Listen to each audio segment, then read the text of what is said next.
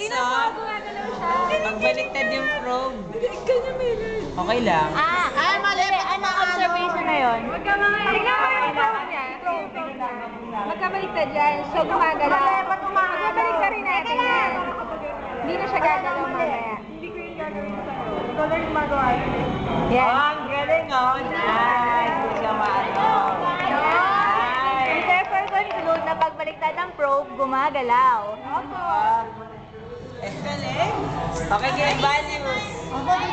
Values po.